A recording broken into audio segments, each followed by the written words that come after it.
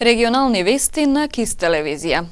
Веќе еден месец реконструкцијата на патот Тетово-Попова шапка е во застој. Градежните активности запреа пред влезот на скијачкиот центар, откако беа асфалтирани 17 километри. Последниот километар кој води низ центарот се до хотелските капацитети, се уште е руиниран. Од иницијативата да ја спасиме Попова шапка бараат титно завршување на проектот пред да настапи зимата, но и остварување на ветувањето на владините представници дека пред самиот влез на Попова шапка ќе се прошири патот, каде ќе се паркираат возилата за време на сезоната. Директно и од министерот Крешник Бекеши кој што изјави дека ќе има проширување во влезот на Попова шапка, ќе има довршување до горе до председателската резиденција на Република Македонија која што се наоѓа во Попова шапка, хитно да интервенираат додека изведувачите се наоѓаат во терен. Истите сега моментално работат во приватните сектори, но мислам дека може да се враќат за да го довршат овој проект. Директорот на Агенцијата за државни патишта Зоран Китанов изјави дека делницата не била реконструирана наеднаш, затоа што бил потрошен материјалот за асфалтирање на патот, каде на некои места бил поширок од предвиденото. Посочи дека делницата ќе се доврши, а проширување за паркинг нема да има. Зошто настана проблем? Еве да ви кажам, патот во цела должина кога е правен, правилно треба да биде 6 метра. Сега некаде е 7, некаде е 7,5, некаде е 6,5. И било, така да кажам, глупо да се остави на 6, а да останат од постраната од стариот пат по 1 метро, а паркинзи да правиме на хотелите, тоа не е наша врска, бидејќи напоменувам, тој пат се правеше по Јелофидик со кредит од Светска банка, каде што стриктно си има правила и прописи како се прави и што се прави. А за останатите 400 метри, кои што се дел од регионалниот пат, веќе може да видите денес или утре дека се асфалтира. Изјавата Китанов ја даде во четвртокот, но и по неколку дена од неговото ветување за довршување на проектот, денеска нема никакви градежни активности за асфалтирање на делницата. Во катастрофална состојба се наоѓа сообраќајната инфраструктура во викенд на селбата Попова шапка, која е под ингеренција на локалната самоуправа. Таму не е регулирана ниту атмосферската, ниту пак фекалната канализација. Локалната самоуправа на Гостивар периодов врши уредување на неколку улици во градот. Градоначалникот Таравари изврши увид во работите на крак од улицата Јна.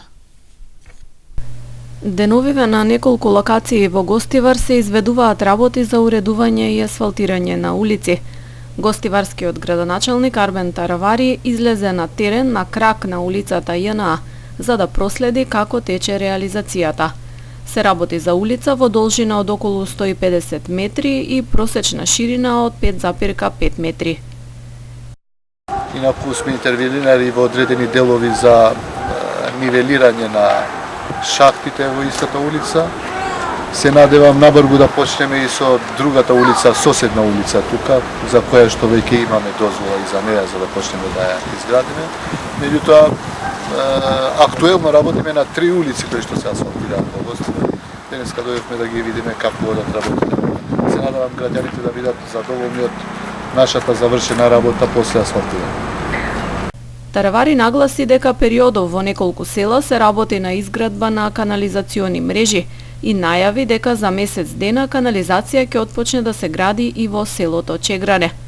До крајот на годината се планира да се заврши и со уште неколку други проекти. Неколку детски агли планираме овие денови да инсталираме, ако не се лажам, 5 или 6 по селата и градот.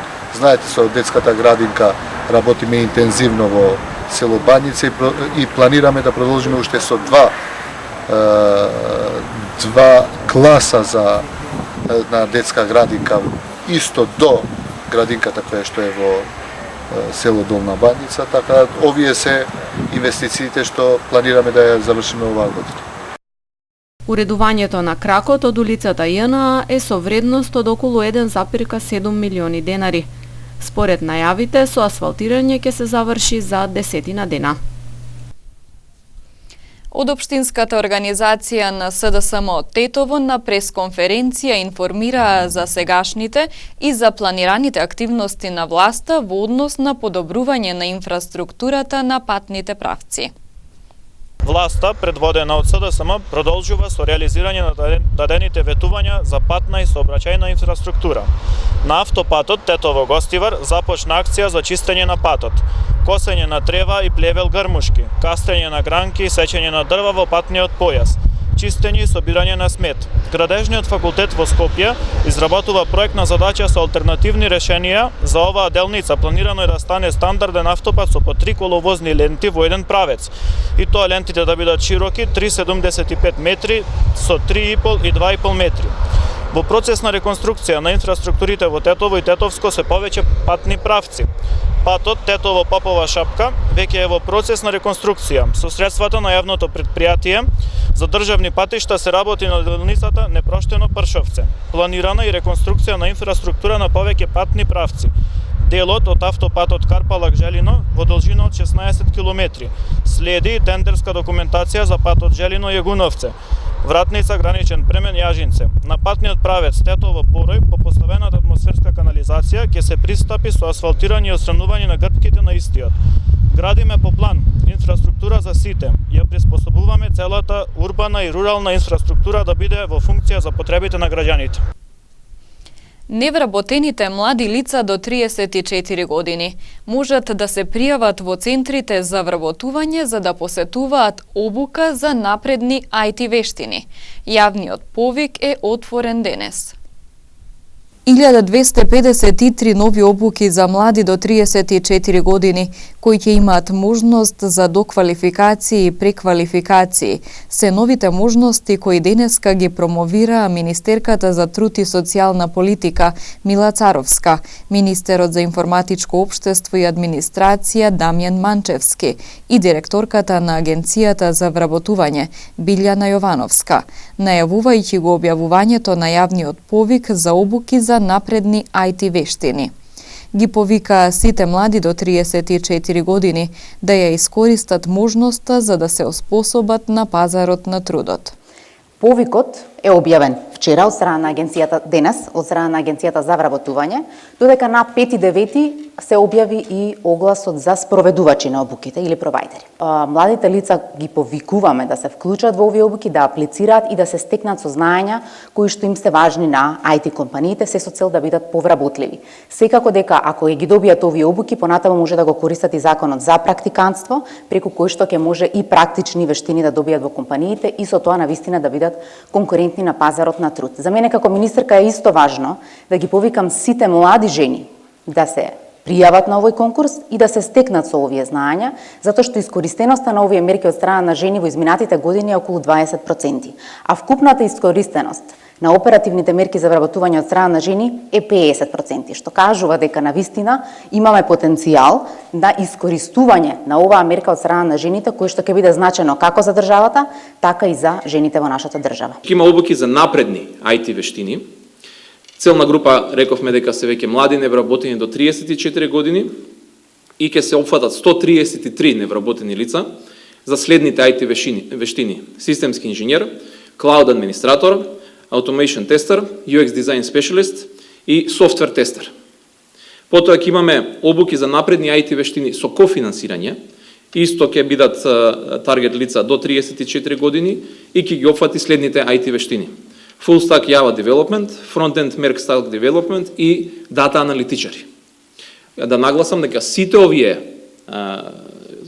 сертификати и обуки кои што ги обезбедуваме се врз основа на анализите на пазарот на трудот кои што ги добивме од Агенцијата за вработување. И имаме воведни обуки за IT вештини, каде што ќе се опфатат 1000 невработени млади лица, од кои што 500 во следните IT вештини: програмирање, датабази, инфраструктура и 500 од програмските единици на образовното портфолио на Adobe. Во овие обуки својата вработливост ќе зголемат 1253 невработени лица, ќе се обезбедат можности за зголемување на нивните професионални вештини, здобивање со квалификации за одредени работни места кои се меѓу најбараните и најплатените на пазарот на труд. Обуките за напредни IT вештини ќе се спроведат од страна на тренинг провајдери низ целата територија на државата, зависно од пројавениот интерес на невработените лица.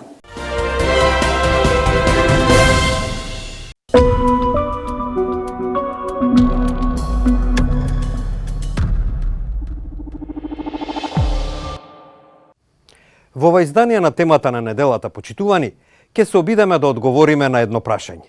Дали за малку време може да се постигне многу во зачувувањето на културното и природното наследство, например во Охрид?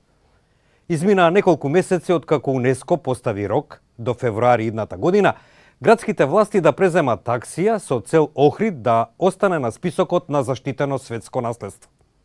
Градоначалникот најавува дека наскоро ќе започне со уривање на дивоградбите, но упатените велат дека воопшто не е јасно што ќе биде офатено и како ќе се одвива тоа. Колку за илустрација, пред неколку години во Охрид биле доставени 14.000 барања за легализација на дивоградби. Одлуките на локалните власти за уривање на дивоградбите во Охрид и за прогласување мораториум за градба до кој дојде на третиот месец од обидите на УНЕСКО да се спаси ова природно богатство, во дел од јавноста не ги отстранија сомнежите дека надлежните ќе го сочуваат овој балкански бисер по кој не препознаваат во светот. Александра Бојаровска од еколошката организација Фронт 2142 вели дека не е доволно јасно што навистина планира да се прави со справувањето со дивоградбите, бидејќи по 3 месеци нема објаснување кои објекти ќе се уриваат. Најавите за рушење од она што можевме да го видиме во рамки на медиумите, затоа што се уште нема официјален документ, да кажам, како одлука или нешто слично од страна на општина Охрид во конкретниот случај за постапување со дивоградбите, се однесува на она за кое што веќе има правосилно решение за уривање. Тие кои што имаат правосилни решенија за уривање треба веднаш да се урнат. Значи, одат со некоја бројка околу 1000, но пристап до самиот регистар и до што вистински е на крајот тој инвентар на дивоградби се уште нема.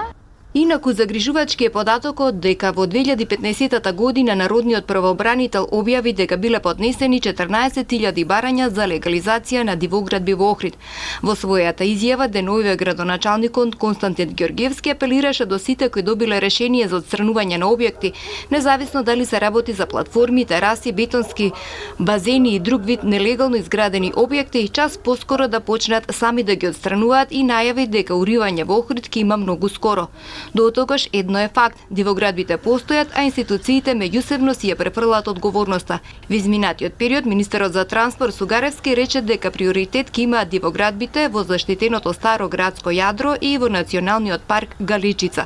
Според евиденцијата на локалната самоуправа во Охрид има 1076 дивоградби, од кои 409 во заштитените зони на националниот парк на крајбрежјето на Охридското езеро и во старото градско јадро. Зоран Павлов, председател на Комисијата за управување со Охридскиот регион, вели дека се работи и дел од 19 препораки на УНЕСКО и насоките кои се дадени во акцијскиот план и кои треба да се исполнат до февруари се спроведуваат. Она што веројатно градоначалникот го изјавува и што ќе се пристапи кон уривање, се градби кои што и без изработка на студија е евидентно дека нарушуваат културни вредности, нарушуваат природни вредности, а тоа пред се однесува на платформите, на угостителските објекти, на објекти кои што се изградени без потребната градежна документација, а се наоѓаат во строго заштитениот дел или се наоѓаат во строгиот заштитен дел на крајбрежјето и така натаму. Така да за тие објекти посебна студија или посебно влијание на наследството не би требало да се изработи. Ќе се изработува понатаму студија за оние објекти кои се наоѓаат на потезот на Галичица, на потезот или на другите делови на крајбрежјето. Тој дополнува дека ова е долг процес и не може да се очекува преку ноќ да се решат сите проблеми наталожени 40 години. Но упатените нагласуваат дека волјата не ги решава проблемите, туку делувањето. Инаку Охрид и езерото пред 40 години се запишани на листата на светско наследство како речиси недопрена природа. Во светот има и успешни приказни. Комитетот за светско наследство на Обединетите нации УНЕСКО на годишното собрание во Азербејџан соопшти дека црквата на Христовото раѓање во Витлеем веќе нема да се смета за загрозено место. Ова е резултат на обемните работи за реставрација што ги почна палестинската власт откако УНЕСКО во 2012 година ја стави црквата, која се слави како родно место на Исус Христос, на листата на загрозени места. Еден од најсветите храмови на христијанството, ова црква е изградена во 4 век над една пештера во која, според верувањето, Богородица го родила Исус Христос. Храмот беше запишан на списокот на УНЕСКО во 2012 година, но како светско наследство во опасност поради лошата состојба. Палестинската власт веднаш започна планови за реновирање. Комитетот за светско наследство на Обединетите нации УНЕСКО по 7 години донесе одлука да ја отстрани црквата од списокот на значени места под закана заради високиот квалитет на реновирачката работа. Рула Мајах, палестински министер за туризам, вели дека се работело напорно со цел да се повлече црквата од списокот.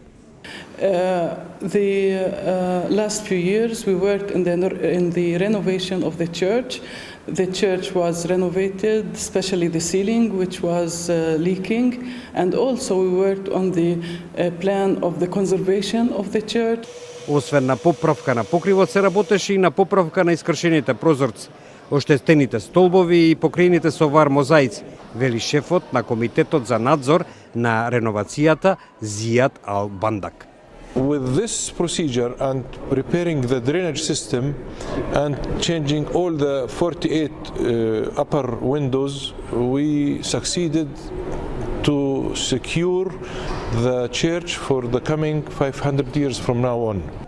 Станува збор за прво сеопфатно реновирање на црквата откако е завршена пред 1700 години. Инаку локалитетот Света Земја вклучува и неколку други цркви. Махјар Канавати, член на општината Витлеем, вели дека за реновирањето биле викнати специјалисти и професионалци од целиот свет, кои помагале тоа да биде направено што е можно подобро. We would like to ask everybody from all over the world to come and see the new renovations and the new mosaic pieces of art that we have found under the previous one. Враќањето на листата на незагрозено наследство на УНЕСКО за локалниот жител Саиф Собох представува добра вест. We are happy to see good news to see the Church of Nativity in the UNESCO, and we can see today a lot of visitors they coming to the birthplace of Jesus. Витлем се надева дека реновацијата ќе го зголеми туризмот и ќе ја заздрави слабата економија во западниот брег, окупиран од Израел. Нашите Facebook, Twitter и YouTube се отворени за вашите коментари во врска со тоа дали Охрид ќе успее до одредениот рок да ги исполни условите поставени од УНЕСКО. Довидување.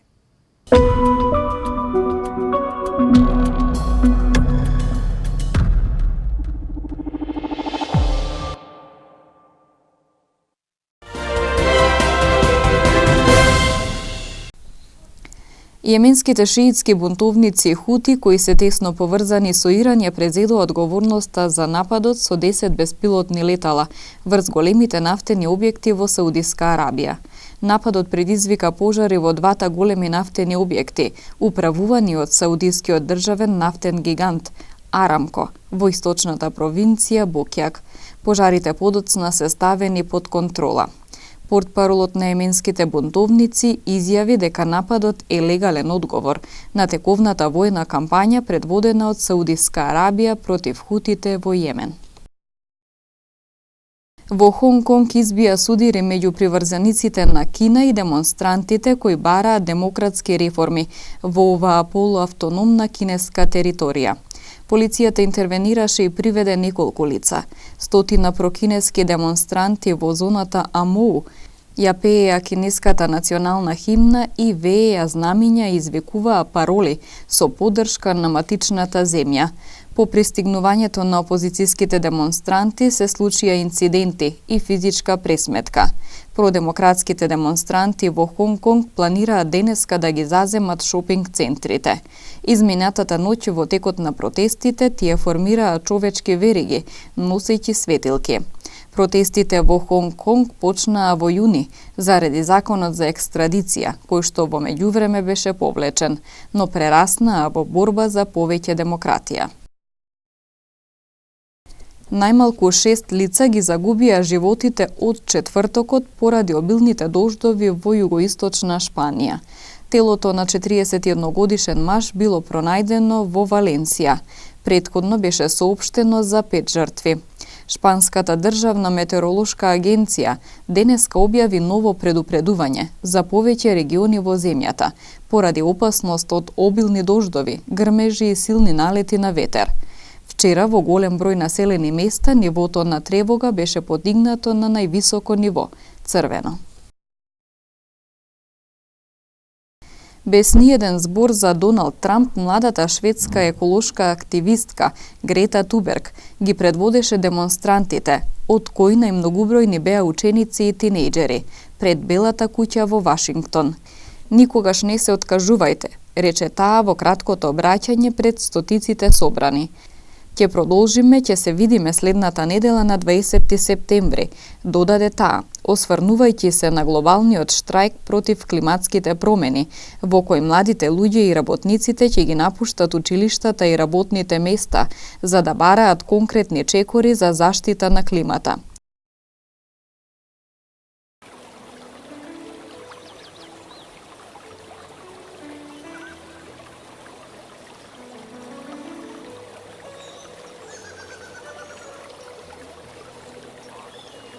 Времето денес беше претежно сончево и ветровито со засилен северен ветер. Температурите се движеа во интервал од 14 до 28 степени Целзиусови.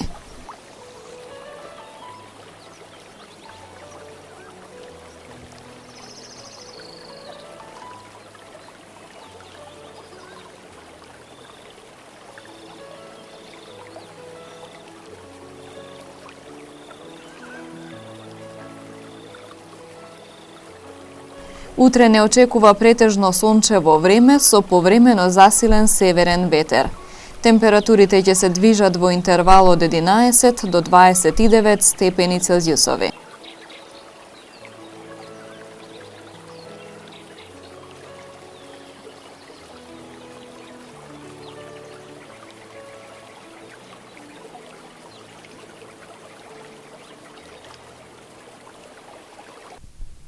Ви благодарам на вниманието со кое не следевте. Пријатно!